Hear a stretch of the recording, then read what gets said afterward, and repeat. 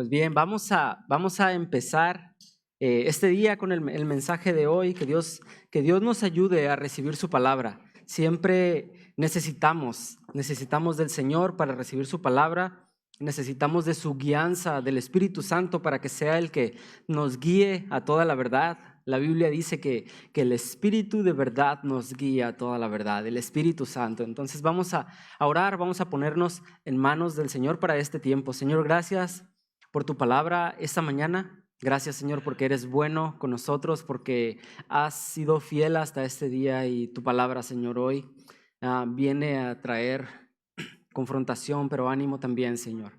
Gracias en el nombre de Jesús. Amén. Hoy quiero compartir con ustedes un mensaje titulado ¿Qué es la vida eterna? Y tal vez más de uno nos hemos hecho esta pregunta: ¿qué es la vida eterna? Y no es una pregunta que tiene una respuesta fácil, pero es una pregunta que tiene una respuesta bíblica. Y hoy es lo que vamos a tratar de revisar, es lo que vamos a revisar. Vamos a ver qué es lo que quiere Dios hablar a nuestras vidas a través de esto. Y vamos a ir a Juan, capítulo 6. Vamos a estar viendo desde el versículo 59 hasta el versículo 69. Así que abra su Biblia por ahí en Juan, del versículo 59 y hasta el 69. Pero antes de meternos en estos versículos, quiero que vayamos a ver un poquito del contexto de lo que estaba ocurriendo aquí. Entonces, Jesús estaba en sus días de ministerio. Jesús estaba yendo por todos lados y enseñando la palabra. Y en Juan 6, no lo vamos a leer todo, pero lléveselo de tarea a su casa. Juan 6, lo va a leer usted en su casa. En Juan 6 vemos a Jesús haciendo este milagro de la multiplicación de los panes y los peces. Entonces Jesús está enseñando, viene mucha gente a donde Jesús está enseñando, y dice la palabra que ya estaba haciéndose tarde y la gente no había comido. Entonces, ahí está en Juan 6. Entonces Jesús le dice a uno de sus discípulos: traigan pan para que coman. Vamos a darles de comer a toda esta gente. Y Jesús ya sabía lo que iba a hacer, pero este discípulo de él le dice: pero maestro, ¿cómo le vamos a hacer? Había más de 5,000 personas. Dice la Biblia que había 5,000 hombres más todas las demás personas. Entonces dice que le dice a Jesús: pero maestro, ¿cómo le vamos a hacer para darle de comer a todas estas personas? Y luego dice también la Biblia que llega otro muchacho y trae 2 panes y 5 peces. Y luego los discípulos le dicen a Jesús: pues aquí están estos 2 panes y estos 5 peces, pero ¿qué son para tanta necesidad? ¿Qué son para tantas cosas? Y Jesús no se inquieta, no se asombra, y eso me encanta, porque cuando hay gran necesidad, Jesús sigue en paz y en tranquilidad sobre todas las cosas. Cuando hay problemas, Jesús sigue en calma. Hay una otra historia en la Biblia que me encanta. Hay una tormenta en medio del mar, en medio del lago, y están los discípulos, están aterrorizados. Y Jesús, ¿sabe qué está haciendo Jesús? ¿Alguien se acuerda? Jesús está durmiendo. ¿Por qué duerme Jesús en medio de la tormenta? ¿Porque no le importan sus discípulos? No, porque Él tiene el control de todo.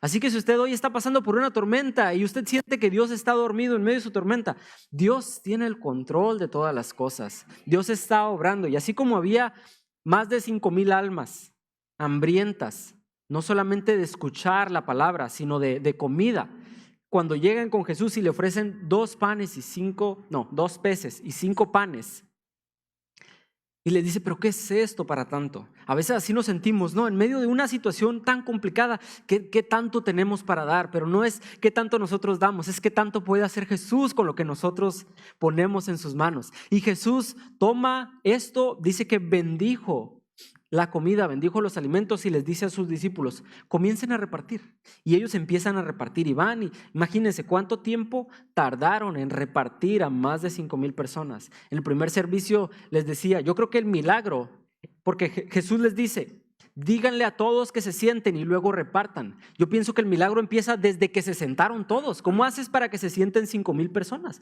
Para que hagan caso. O sea, desde ahí empieza el milagro. Entonces Jesús bendice esta comida y lo empiezan a repartir. Y luego, después de que hubieron comido todos, dice la Biblia que sobró todavía. ¿Recuerdan cuánto sobró? 12 canastas 12 canastas y se lo llevaron para el recalentado, lo juntaron todo y se lo llevaron. Entonces, después de eso, después de que Jesús hace este milagro, mucha gente lo está siguiendo. Pero dice por ahí en Juan 6, usted lo va a leer en su casa, para que vea que no estoy diciendo mentiras. Después de esto, dice que Jesús se apartó al monte, se fue a orar y luego al día siguiente ya no estaba en el mismo lugar, pero al día siguiente la gente va a buscarlo otra vez a donde mismo, a donde él estaba. Pero oh sorpresa, Jesús ya no estaba ahí. Jesús se había ido al otro lado del lago. Entonces dice que como no lo encontraron, agarraron sus barcas y se fueron a buscarlo hasta que llegaron a donde Jesús estaba. Y luego lo encontraron y ahí lo buscan, lo encuentran. Y vamos a Juan 6:26. Dice Juan 6:26. Bueno, desde el 25. Dice, y hallándole al otro lado del mar, le dijeron, Rabí, ¿cuándo llegaste acá? O sea, Jesús, ¿por qué te nos escondiste? ¿Dónde estabas? ¿Cuándo llegaste aquí? Y entonces Jesús, fíjese lo que les dice Jesús. Y aquí empieza a ponerse interesante lo que Jesús va a hablar y va a tratar con sus discípulos en esta ocasión. Jesús en Juan 6:26 les dice, de cierto les digo que ustedes me buscan no porque vieron las señales, sino porque comieron pan y se saciaron. Parafraseo un poquito la versión. Pero fíjese lo que Jesús les está diciendo. Toda esta gente viene otra vez a Jesús y Jesús les dice, ustedes me están buscando porque ayer comieron y comieron bien. Y otra vez quieren comer.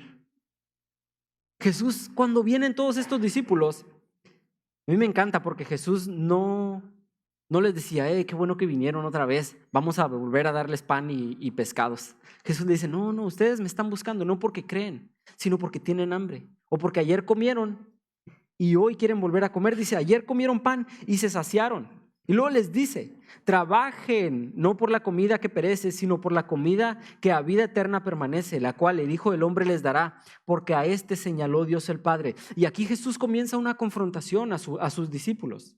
Y notemos que es a sus discípulos, a la gente que lo estaba siguiendo, a la gente que él estaba enseñando. Después vamos a Juan 6:59. Dice de la siguiente manera, estas cosas, ¿cuáles cosas? Una gran enseñanza acerca del pan de vida y Jesús siendo el pan de vida. Usted lo va a leer en su casa.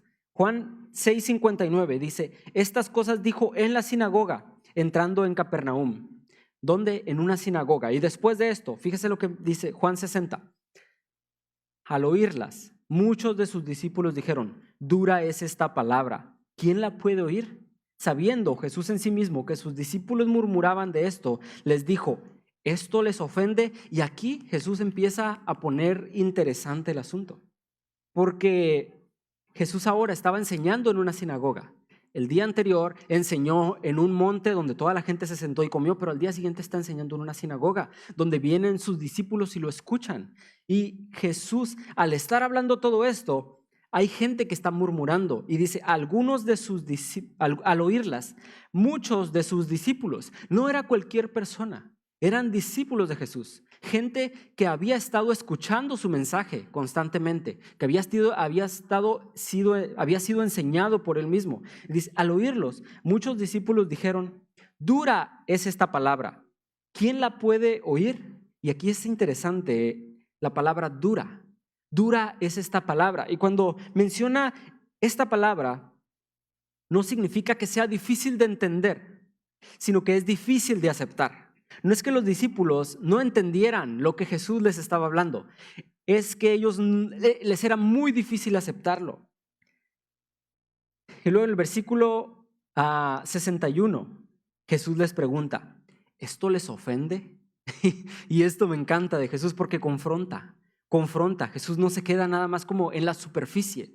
Jesús, cuando él se da cuenta que están murmurando y que están diciendo, oye, esto está muy difícil, Jesús dice, esto les ofende. Y luego vamos a ver lo que dice a continuación.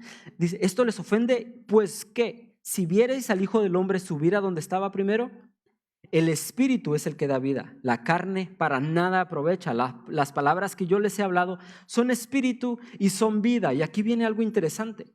Porque Jesús les pregunta, ¿esto les ofende? Y no es que la palabra de Dios nos ofenda. Tal vez alguna vez nos hemos sentido ofendidos por la palabra, ¿no? Tal vez alguna vez nos hemos sentido tan confrontados que decimos, oye, esto es demasiado difícil. Esto es duro. Pero Hebreos, fíjese lo que dice Hebreos 4:12. Hebreos 4:12 nos habla acerca de la palabra de Dios que es viva y eficaz, pero también dice que discierne los pensamientos y las intenciones del corazón. Por eso a veces parece, iglesia, por eso a veces parece que la palabra de Dios nos ofende. Por eso a veces parece por eso a veces la palabra nos incomoda. ¿A alguien le ha pasado que está leyendo algo en la Biblia un día y luego, ay, gracias Señor por tu misericordia? O gracias Señor por esta gracia. Y siente un confort en su corazón y siente un ánimo.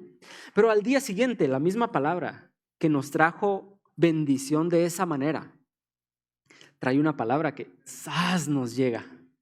Una palabra que nos incomoda. Y que decimos, ay, me quedo con la de ayer mejor. Me quedo solamente con la de ayer. Pero no es porque la palabra de Dios sea ofensiva, sino porque discierne los pensamientos, porque discierne las intenciones de nuestro corazón. Por eso en ocasiones nos sentimos como marcados cuando la Biblia nos llama hipócritas, o cuando la Biblia nos llama orgullosos, o cuando la Biblia nos dice que dejemos ciertos pecadillos con los que hemos estado contentos toda la vida. Por eso a veces es incómodo, pero si no fuera incómodo, la Biblia no sería viva, no sería eficaz, no sería más cortante que una espada, no transformaría nuestros corazones, no tendría el efecto que tiene, el efecto de santificación en nuestras vidas. Entonces Jesús aquí les está diciendo esto, dice, esto les ofende. Y al oír estas palabras, versículo 66, desde entonces, muchos de sus discípulos volvieron atrás y ya no andaban con él. Este día que Jesús estaba enseñando esto, muchos de sus discípulos se volvieron atrás. Dijeron, no, esto es demasiado difícil. Jesús exige mucho. Jesús pide mucho. Yo no sé si usted alguna vez ha conocido a alguien que ha dicho, no, es que eso del cristianismo no es para mí. No, es que seguir a Jesús es muy difícil. Yo sí conozco a uno, se llama Héctor Díaz. A veces ha habido ocasiones donde digo, ay, ¿será que vale la pena seguir con todo esto? ¿Será que vale la pena esforzarme por vivir en santidad? ¿Será que vale la pena esforzarme por buscar a Dios cada día? ¿Y sabe cuál es la respuesta? Sí vale la pena. Sí vale la pena porque Dios no nos llama a cosas terrenales. La promesa de Dios va mucho más allá de eso y es lo que vamos a estar viendo un poquito más adelante. Jesús aprovechó esta ocasión y muchas otras para desalentar a sus seguidores. Y esto me llama mucho la atención de Jesús, porque a diferencia de cualquier personaje público que busca seguidores, y más en nuestros tiempos, ¿no? Del TikTok y del Instagram y de todo eso, donde los seguidores son lo máximo, Jesús buscaba desalentar a sus seguidores. Y aquí vemos una prueba, porque Él dejó bien claro que quienes lo seguían no podían tener ambiciones materiales o ambiciones terrenales. Lo que Jesús ofrecía iba más allá de lo que este mundo ofrece. Y no solo en aquel tiempo, en este tiempo, lo que Jesús ofrece en nuestras vidas va más allá de cosas terrenales y temporales. Me encanta porque Jesús deja en claro que no se trata de las cosas de este mundo, sino de lo que viene para nosotros. Versículo 67. Dijo entonces Jesús a los 12, ¿queréis acaso iros también vosotros? O sea, no termina ahí la confrontación de Jesús. Imaginemos esto, ¿dónde estaba Jesús? Recuerden, ¿dónde estaba Jesús enseñando? En la sinagoga. Ahí estaba en una sinagoga. Imaginemos que esta es la sinagoga y toda la gente está aquí adentro, los discípulos, escuchando. Y luego Jesús, mientras está hablando acerca del pan de vida y mientras les dice, ustedes nomás están buscando comida, ustedes realmente no creen, ustedes no creen las señales, ustedes no creen esto. Si ustedes creyeran realmente en el que vino de Dios, que es el pan de vida, le pedirían y Él les daría de comer y nunca más tendrían hambre. Jesús está hablando todo esto y estos hombres dicen, ay, esto es demasiado duro. Y luego empiezan a salirse. Imagine que mientras Jesús está hablando y usted está sentado como uno de sus discípulos, se empiezan a levantar y se empiezan a salir. Y se empieza a quedar solo el cuarto, la sinagoga donde Jesús estaba enseñando. Y cuando se está quedando solo, los discípulos de Jesús están aquí enfrente. Y Jesús se acerca con ellos y le dice, ¿acaso ustedes también se quieren ir? Es una escena complicada, es una escena difícil porque está ocurriendo todo esto, la sala vaciándose, el lugar vaciándose y Jesús, esta es su oportunidad. Jesús Jesús no era el mejor político porque no buscaba seguidores. Jesús enseñaba y aquellos que querían realmente seguirle iban a hacerlo. Porque seguir a Jesús requiere un compromiso. Que seguir a Jesús no es simpatizar nada más y estar de acuerdo con unas cosas y con otras no. Hay un precio que pagar cuando seguimos a Jesús. Y Jesús en este momento les estaba diciendo, este es el momento. De aquí en adelante viene más difícil todavía. No es más fácil. El cristianismo, seguir a Jesús, realmente entregarle nuestra vida a Jesús, no es fácil. No es fácil seguir a Jesús. Tal vez alguien puede decir, no, Héctor, es bien fácil, nomás vas a la iglesia. Pues eso no es seguir a Jesús nada más. Seguir a Jesús es difícil, es entregar nuestras vidas cada día, es doblegar nuestra carne cada día, es vivir incómodos con el pecado, es odiar lo que Jesús odia, es no sentirnos a gusto. No que siempre estemos incómodos en la vida, pero no sentirnos a gusto con el pecado, es luchar cada día por vivir conforme a Dios le agrada. Y aquí Jesús les está dando oportunidad, le dice, ustedes también se quieren ir, váyanse, es el momento. Está haciendo una confrontación. Es básicamente esta confrontación que en ocasiones se da, ¿no? Esta típica frase, ¿qué somos? ¿A alguien le han dicho eso? ¿Qué somos? Define la relación, define la situación. ¿Qué hay después de una confrontación? Debe haber una resolución, debe haber una decisión. Y Jesús les da la oportunidad y estos discípulos, por lo que vemos en la Biblia, no se fueron, ellos siguieron con él. Versículo 68, y aquí viene una revelación grandiosa que nos va a dar pie a entrar al tema de hoy. Esta es la introducción apenas, ahí vamos. Versículo 68. Le respondió Simón Pedro, Señor, ¿a quién iremos? Tú tienes palabras de vida eterna. Esto me encanta, porque la gente estaba buscando alimentos, estaban buscando un Mesías político, alguien que los salvara, alguien que los liberara del pueblo del Imperio Romano. Y aquí cuando Jesús les da la oportunidad de irse, fíjese la revelación que recibe Pablo. Y esto es lo que nos va a dar pie a lo que a lo que Jesús ofrece, a lo que seguir a Jesús significa. Simón Pedro le respondió, Señor, ¿a quién iremos? Tú tienes palabras de vida eterna. ¿Qué respuesta de Pedro? Hay 2, 3 respuestas gloriosas de Pedro. No, ¿ustedes se acuerdan? Cuando Jesús les pregunta, ¿quién dice la gente que soy yo? Y por ahí dicen, no, pues unos dicen que eres Elías, otro que eres el profeta, otro que eres aquel. Y Pedro dice, tú eres el Hijo del Dios viviente. Y acá Pedro recibe esta respuesta también, esta revelación. Y dice, ¿a quién iremos? Tú tienes palabras de vida eterna. Y esta revelación, esta frase de Pedro nos revela el único y verdadero motivo para seguir a Jesús, que Él tiene palabras de vida eterna. Lo que Jesús ofrece es vida eterna, no es algo temporal, no es bienestar en este mundo. Tal vez ustedes le dijeron, no, mira, ven a Cristo, entrégale tu vida al Señor y tu vida va a ser mejor. Le mintieron. Le regresamos su dinero. No le vamos a regresar dinero, pero no es por ahí. Tal vez le dijeron, mira, Dios te va a bendecir. Sí, pero no con bendiciones terrenales. Él nos bendice con toda bendición espiritual en los lugares celestiales. Dios nos da propósito, no para este mundo, sino para el que viene. Nos enseña cómo caminar, cómo sortear este mundo lleno de pecado. Pero lo que Dios ofrece son palabras de vida eterna. Jesús está ofreciendo palabras de vida eterna. La pregunta es, ¿qué te ofrece el mundo? ¿Qué te ofrece el mundo? ¿Qué le ofrecía el mundo a estos discípulos para decidir regresar atrás? ¿Qué es lo que pone el mundo enfrente de ti? Tal vez dinero, fama, poder.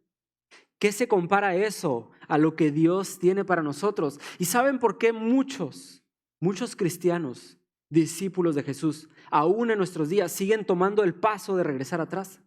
Porque tal vez no hemos entendido que lo que Jesús ofrece no es de este mundo, que lo que Dios nos da no es plenitud en este mundo. En este mundo los problemas no se van a acabar.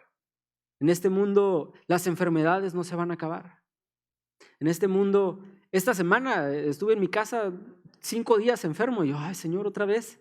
Hace un mes me acababa de enfermar y otra vez enfermo. Y yo decía, Señor, o sea, estaba leyendo esto y no le decía al Señor hasta cuándo, porque era una gripa nada más, pero ya ve cómo somos los hombres, nos morimos por una gripa.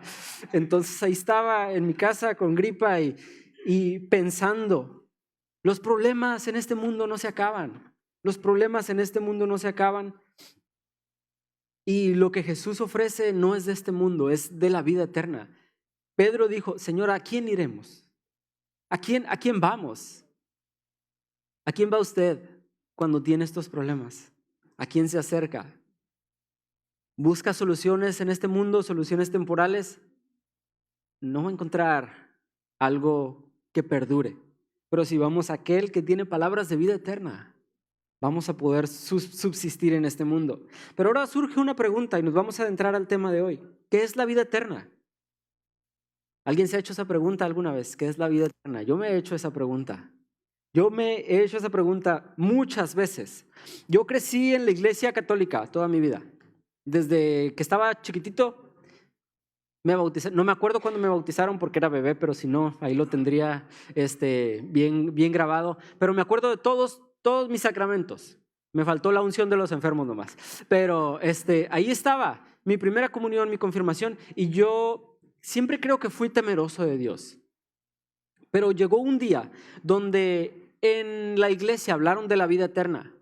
Y la vida eterna, cuando hablaron esa primera vez de la vida eterna, más que emocionarme, me dio miedo la vida eterna.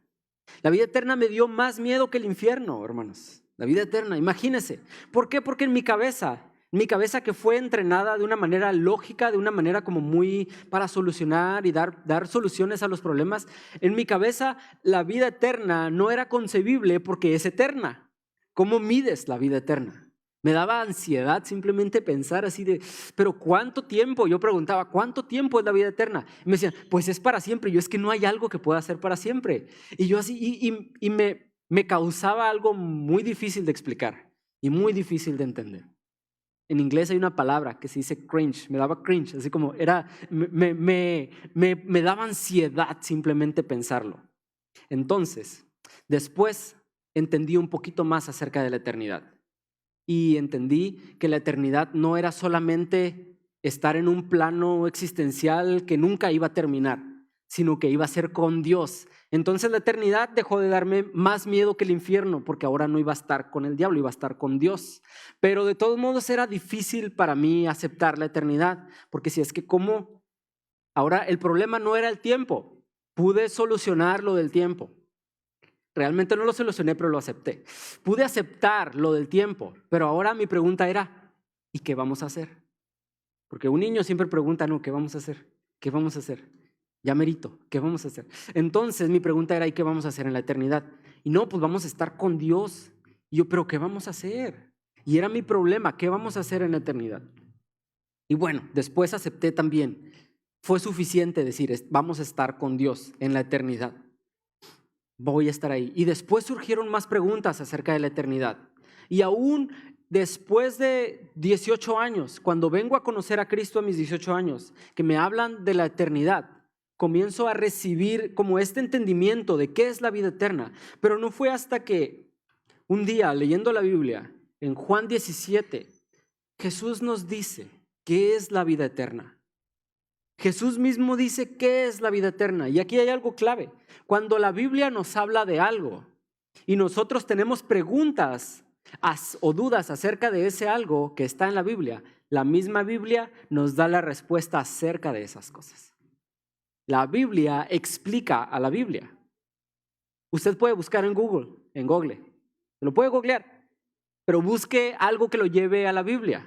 Entonces, la Biblia nos dice qué es la vida eterna. En Juan 17:3 dice, y esta es la vida eterna. Cuando yo leí esto por primera vez, fue como que, a ver, aquí hay algo importante, aquí hay algo muy importante, porque Jesús nos ofrece vida eterna.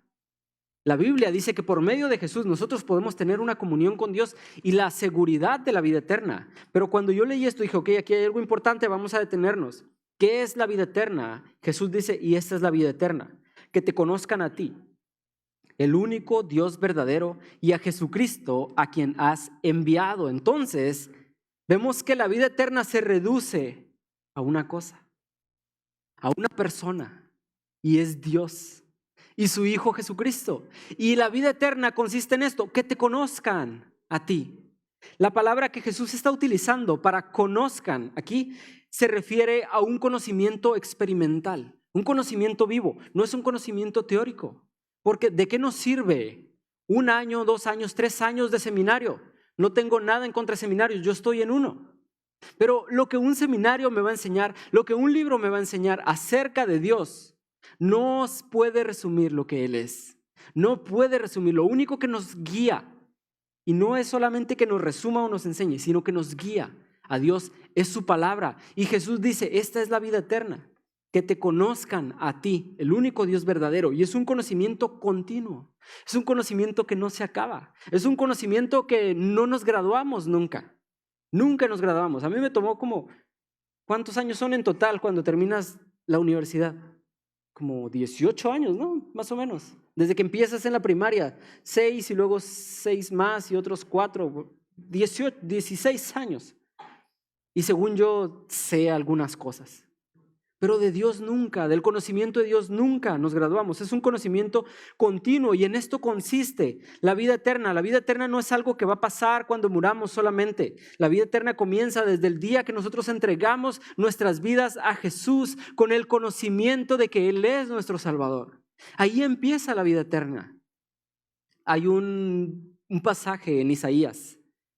Me encanta este pasaje porque es la visión que tiene Isaías del Señor. Y dice que ve al Señor sentado en su trono y alrededor del Señor hay querubines. Y los querubines tienen ojos. Y luego los querubines están alrededor de Él. Y dice que día y noche dicen santo, santo, santo. Y luego ¿sabe desde cuándo están esos querubines diciendo eso? Desde la eternidad.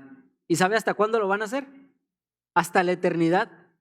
Y no se cansan de decir santo, santo, santo. Y algunos comentaristas, teólogos y eruditos de la Biblia dicen que lo que pasa acá, y eso es de comentaristas, no está en la Biblia, si no lo quiere creer, no lo crea, está bien. Pero lo que dicen, lo que concluyen es que ellos no dejan de decir santo porque cada vez que miran a Dios, ven algo nuevo en Él y lo adoran. Y cada vez que lo ven otra vez, ven algo nuevo en Él y dicen santo, santo, santo. Y luego lo vuelven a ver y dicen santo, santo, santo. Y lo ven otra vez, y santo, santo, santo. ¿Por cuánto tiempo lo han hecho? Desde la eternidad. ¿Y hasta cuándo lo van a hacer? Hasta la eternidad. ¿Qué nos muestra esto? Que nunca vamos a dejar de conocer a Dios. Y mientras más lo conocemos, más lo adoramos. Mientras más lo experimentamos, porque a Dios no se trata de conocerlo en la letra, se trata de vivirlo, de experimentarlo. Cuando experimentamos una sanidad de Dios, lo adoramos. Cuando experimentamos su confort, su paz en medio de los problemas, lo adoramos. Cuando aún no responde nuestras oraciones, lo seguimos adorando, porque conocemos a Dios en diferentes aspectos. Mientras más conocemos a Dios, más lo amamos, más lo servimos y más lo anhelamos. Más lo anhelamos. Juan 11, 25 al 26, Jesús hablando una vez más acerca de la vida eterna. Jesús les dijo, yo soy la resurrección y la vida. El que cree en mí, aunque esté muerto, vivirá. ¿Quién vivirá aunque esté muerto? El que cree en Jesús, el que cree. Y luego el versículo 26 es más glorioso todavía y dice, y todo aquel que vive y cree en mí no morirá eternamente. ¿Crees esto? Todo aquel que vive y cree en mí no morirá eternamente. Mientras más conocemos a Dios, iglesia, más lo amamos, más lo servimos con entendimiento y más lo anhelamos. Entonces, ¿qué es la vida eterna? La vida eterna es conocer a Dios desde este momento, porque si nosotros en esta vida no anhelamos a Dios, la eternidad puede ser un sufrimiento para nosotros. Aunque la Biblia dice que allá no habrá más sufrimiento, pero desde este momento nosotros podemos comenzar a disfrutar de la vida eterna. No vamos a anhelar la eternidad si no conocemos a Dios, si no experimentamos a Dios, porque la eternidad es con Dios toda la vida. Yo recuerdo hace algunos años, cuando llegué a la iglesia, cuando empecé a venir acá y fui consciente de las cosas que pasaban en la iglesia cristiana. Yo iba a la iglesia católica toda la vida y, a decir verdad, cuando yo llegué aquí a la iglesia cristiana, a esta iglesia es la única que he estado, me daba mucha risa que todos aplaudían. Yo llegué y dije, ay, ¿por qué aplauden todos? Realmente están todos tan felices. Después me di cuenta que es el gozo del Señor el que estaba ahí, ¿no? Y algunas otras cosas. Pero un día, cuando yo estaba en un tiempo de adoración, estaba como toda la gente cantando y los hermanos de la alabanza estaban dirigiendo aquí. Y uno de los hermanos se para aquí y dice, hermanos, adoremos a Dios. Esto vamos a hacer por la eternidad. Y yo dije, ay, esto es un problema, ahora este es un problema para mí. Porque yo dije, vamos a hacer esto toda la vida. ¿Y sabe cuál era mi problema? Que yo no canto. Yo no canto. Entonces dije, ¿cómo es posible? Híjole. Y yo dije, Señor, yo le dije al Señor, y honestamente se lo dije, Señor, ¿por qué no me diste buena voz y yo te voy a cantar toda la eternidad? Y ese fue un problema. Pero después entendí que no se trata de cantar toda la eternidad. Se trata de estar en la presencia de Dios por la eternidad y de lo que Dios tiene para nosotros. Ahora tenemos esta respuesta, ¿qué es la eternidad? Y a mí me surge una pregunta más. ¿Cómo luce la eternidad? ¿Cómo va a ser la eternidad? Porque en mi tiempo pude aceptar que era para siempre, pude aceptar que iba a estar con Dios para siempre y que tal vez no iba a hacer nada. Lo pude aceptar. Pero ahora, ¿cómo luce la eternidad? Y una vez más, la Biblia nos da respuestas de eso. Ya tiene una tarea. ¿Se acuerda cuál es la primera tarea? Juan 6. Iba a leer Juan 6. Ahí va otra tarea. Va a leer Apocalipsis 21 y 22 en su casa. Pero hay una condición para leer Apocalipsis 21 y 22. Tiene que leer todo Apocalipsis. Entonces la tarea es 21 y 22, pero tiene todo Apocalipsis de tarea también. Entonces, ¿cómo luce la eternidad? Apocalipsis 21, versículo 3 al 7, nos da una pequeña luz del principio de las cosas en la eternidad, solamente. Y vamos a tener en cuenta que Apocalipsis 21 está ocurriendo después de la venida de Cristo, después de su reinado de 1000 años, después del fin de Satanás y después del juicio de todos los muertos. Todo eso va a pasar antes de Apocalipsis 21. Pero en Apocalipsis 21, versículo 3 al 7, pongamos en nuestra mente que esto es el inicio de la eternidad, por así decirlo. Pongámoslo en mente. Y oí una gran voz del cielo que decía, he aquí el tabernáculo de Dios con los hombres, y Él morará con ellos, y ellos serán su pueblo, y Dios mismo estará con ellos como su Dios. Enjugará toda lágrima de los ojos de ellos, y ya no habrá más muerte, ni habrá más llanto, ni clamor, ni dolor, porque las primeras cosas pasaron. Y el que estaba sentado en el trono dijo, he aquí, yo hago todas las cosas nuevas. Y me dijo, escribe, porque estas palabras son fieles y verdaderas. Y me dijo, hecho está, yo soy el alfa y la omega, el principio y el fin. Al que tuviere sed, yo le daré gratuitamente de la fuente del agua de la vida. El que venciere, heredará todas las cosas, y yo seré su Dios, y él será mi hijo. ¿Qué cuadro tan precioso nos muestra la Escritura de la eternidad?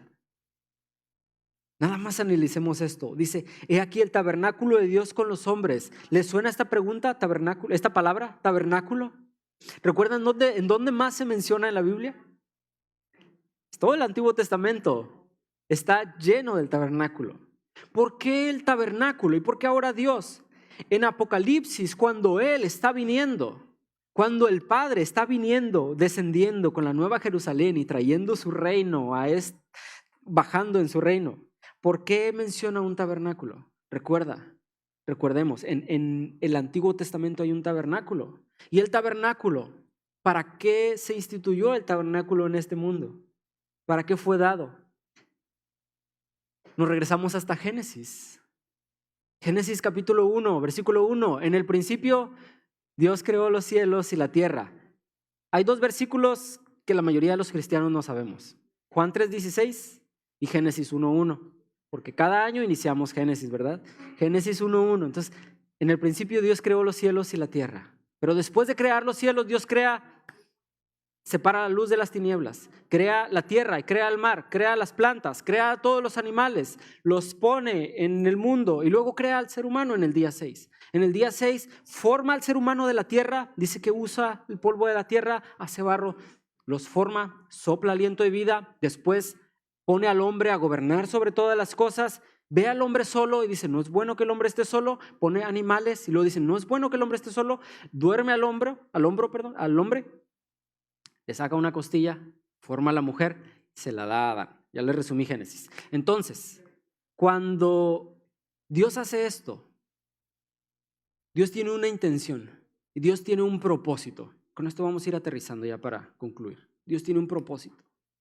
El propósito de la creación es tener una relación con el ser humano. Dios creó al ser humano para tener una relación con él. Y no es una relación espiritual solamente. No es una relación de intimidad espiritual. Dios creó al ser humano para estar con él. Génesis 3:8, después de que el hombre y la mujer pecan, Génesis 3:8 dice que Dios se paseaba entre los árboles del jardín. Dios se paseaba. Eso nos da luz, nos da la idea a pensar que Dios estaba con ellos. Físicamente estaba con ellos. Pero el pecado nos separa. Dice la Biblia que el pecado, todos hemos pecado y estamos destituidos de la gloria de Dios. Estamos separados del Señor. Nadie puede acercarse al Señor por sus propios méritos. Entonces, el plan original de Dios no cambia, el plan ahí sigue, pero Dios tiene que implementar algo para poder estar con su pueblo y entonces Dios implementa un sistema sacrificial, un sistema de sacrificios por medio del cual el ser humano ahora puede presentarse delante de Dios. Y ese sistema lo vemos desde Éxodo y lo vamos a ver en adelante, todo el Antiguo Testamento. Y era la única manera en que los hombres podían acercarse delante de Dios y que la presencia de Dios podía morar en ellos. Dios le da a Moisés todo el diseño de un tabernáculo. Después estudiemos el tabernáculo, estudiemos todo eso, pero quiero concluir con esto. Dios le da el diseño de un tabernáculo a Moisés y hace un tabernáculo y le da todas las medidas y de qué tenía que ser y todo específicamente, los utensilios y todas las cosas que iban a utilizar para los sacrificios y demás cosas. Pero lo que voy con esto es que a través de este tabernáculo Dios descendía y su presencia habitaba en medio de su pueblo. Pero para poder acercarnos nosotros delante de Dios y para poder ser perdonados por nuestros pecados, se requería un sacrificio. Y había dos componentes importantes de este sacrificio: un sacerdote y un cordero. Y cada vez que el sacerdote se presentaba delante del Señor, tenía que hacerlo en santidad y tenía que presentarse con todo un preparativo. Pero se presentaba delante de Dios y Dios lo recibía no por lo que él hacía o por lo que él era, sino por la sangre del cordero que era sacrificado. Entonces, eso era la única manera en que podían acercarse. El plan original de Dios, recordemos cuál era, cuál es, porque sigue vigente. El plan de Dios es habitar con su pueblo. Por medio de este sistema de sacrificios, Dios seguía habitando con su pueblo. Pero estos sacrificios no eran permanentes, no funcionaban permanentemente. Cada día había que hacer un nuevo sacrificio. ¿Sabe por qué? Porque cada día pecamos. Entonces, cada día había que hacer un nuevo sacrificio. Pero Dios mismo se proveyó de un sacrificio que iba a ser una vez y para siempre. Y había dos elementos importantes para este sacrificio. ¿Recuerdas cuáles son? Un sacerdote y un cordero. Y Jesús mismo, dice la Biblia que se presenta como el sumo sacerdote, pero al mismo tiempo como el Cordero de Dios que quita el pecado del mundo. Y el sacrificio de Jesús fue aceptado una vez y para siempre. No más sacrificios. Nadie más tiene que derramar sangre porque la sangre de Jesús fue derramada por nosotros.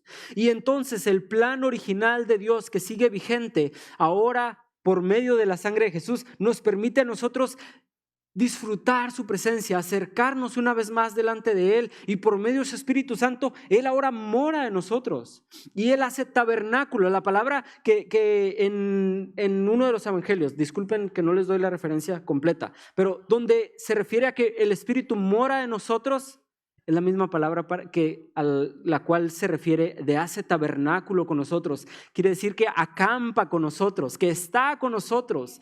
Entonces Dios, en su infinita misericordia, por medio de Jesucristo, ahora mora en nosotros. Pero eso no es todo. Apocalipsis 21:3 dice: he aquí el tabernáculo de Dios con los hombres, y Él morará con ellos, y ellos serán su pueblo. Y Dios mismo estará con ellos como su Dios. Este ha sido el plan desde el principio. Este ha sido el plan desde el principio. Y hoy nosotros nos podemos acercar a Dios confiados, porque por medio del sacrificio de Jesús tenemos nosotros este acceso a la vida eterna. ¿Cuál es la vida eterna? ¿Qué es la vida eterna? Es conocerle a Él, conocer a Dios. Jesucristo, nuestro sumo sacerdote, se presentó a sí mismo como el Cordero de Dios que quitó el pecado del mundo. Y Él, por medio de Él, el único, nosotros ahora podemos acercarnos delante de Dios. Nosotros ahora tenemos ese acceso a la presencia de Dios. Primera de Juan 5, y con esto quiero terminar. Primera de Juan 5, versículo 11 al 12. Dice, y este es el testimonio, que Dios nos ha dado vida eterna, y esta vida está en su Hijo. El que tiene al Hijo tiene la vida. El que no tiene al Hijo de Dios no tiene la vida. Esta es la vida eterna. Esta es la vida eterna. Que te conozcan a ti, el único Dios verdadero, y a Jesucristo, a quien has enviado. Hermanos, Dios ha puesto todo. Dios mismo ha provisto el sacrificio. Dios mismo nos ha hecho aceptos delante de Él. No es lo que nosotros hacemos. No se trata de nuestras obras, de lo que podamos hacer.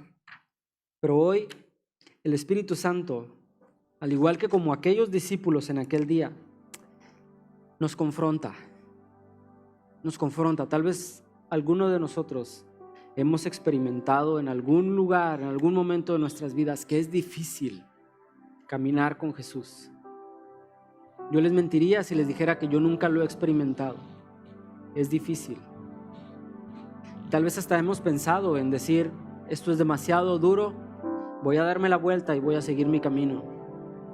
Pero el camino que vale la pena, el único camino, como Pedro lo dijo, Señor, ¿a quién iremos? ¿A quién iremos si solo tú tienes palabras de vida eterna?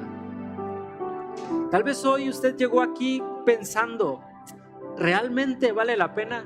Vale la pena porque Él es el único que tiene palabras de vida eterna.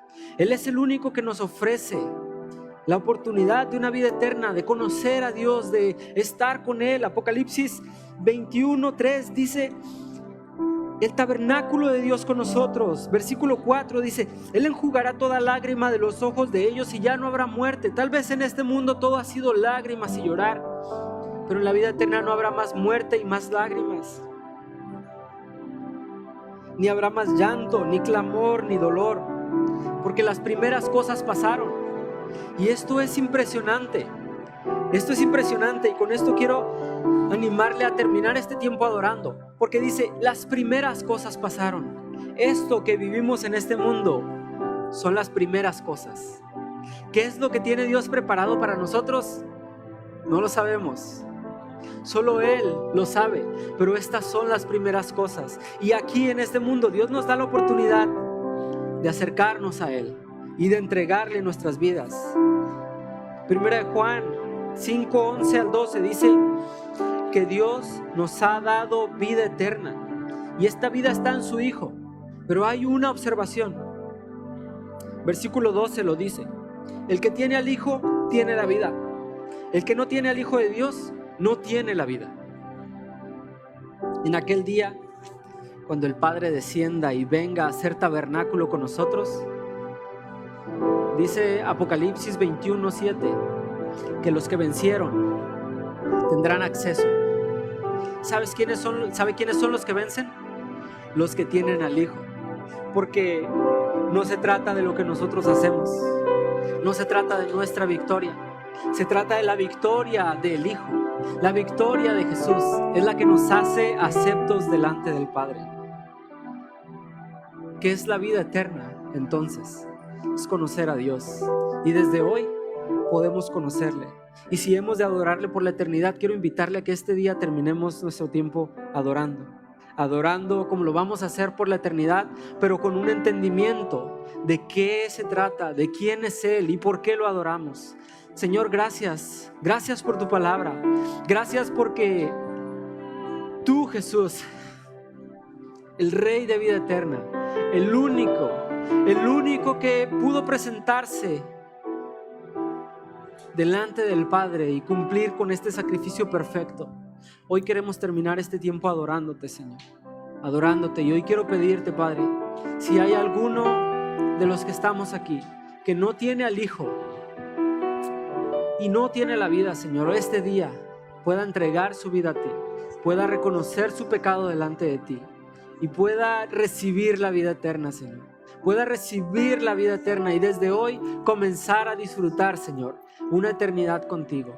En el nombre de Jesús, amén. Quiero invitar.